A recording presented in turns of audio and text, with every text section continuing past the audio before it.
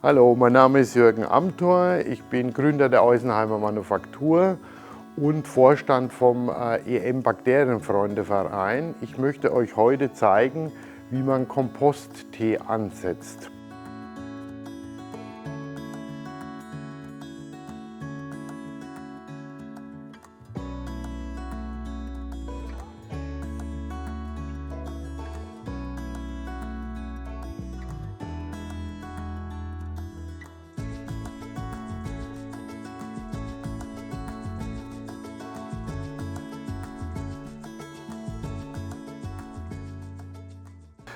Wir haben diesmal einen 100 Liter Ansatz gewählt, weil es eben so ist, dass der Komposttee 48 Stunden braucht, um zu reifen und eben nur 4 Tage haltbar ist. Deswegen sollte man eben sich überlegen, wie viel Hektar hat man, wie viel muss man ausbringen und dementsprechend das Gefäß dazu wählen. Die Wassertemperatur von diesen 100 Liter sollte ca. 25 Grad sein. Das kann man mit warmem Wasser machen, indem man eben das dann misst, oder mit einem Heizstab, dass hier die Temperatur eben da ist. Wir haben das Wasser schon mal gefüllt und jetzt möchte ich euch zeigen, wie das geht. Also man nimmt ein Gefäß, stellt es auf die Waage und von dem Komposttee, man sieht den hier sehr schön, von der Qualität her wunderbar, nimmt man jetzt 500 Gramm. So, jetzt haben wir 500 Gramm. Diese 500 Gramm gibt man in das warme Wasser. Also man schüttet es hier rein. Das kann man mal auch durchrühren schon mal, dass sich der Komposttee gut verteilt.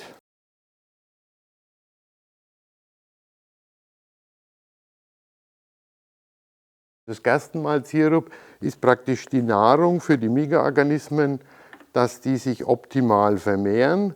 Und wir brauchen hier 50 Milliliter, also sehr wenig.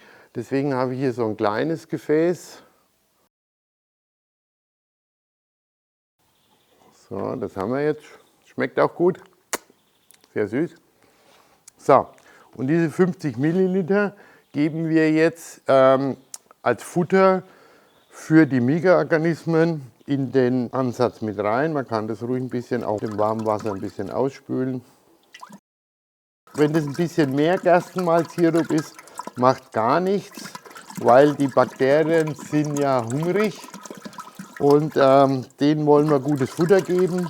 So, jetzt, um das Ganze gut zu vermischen, haben wir halt hier eben einen Holzrührlöffel.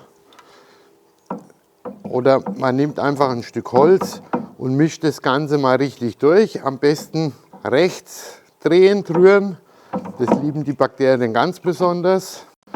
Dass man hier die Melasse und das Konzentrat hier richtig gut verteilt.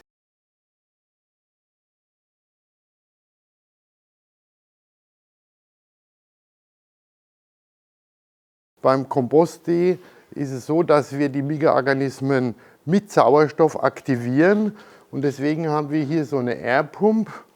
Was hier das Besondere ist bei uns, ist, dass hier Keramik, EM-Keramik dabei ist. Das hält zum einen den Schlauch nach unten, um hier die Luft reinzubekommen und gibt natürlich super gute Informationen auf das Wasser, was für die Wasserqualität und für die Qualität des Kompostes optimal ist. So, und jetzt schalte ich die Pumpe an, also Stecker in die Steckdose rein und hier die Pumpe angeschaltet. Und schon merkt man, wie da richtig Luft reinkommt, wie das richtig brodelt. Und jetzt werden die Mikroorganismen aktiviert und nach 48 Stunden ist der Komposttee fertig.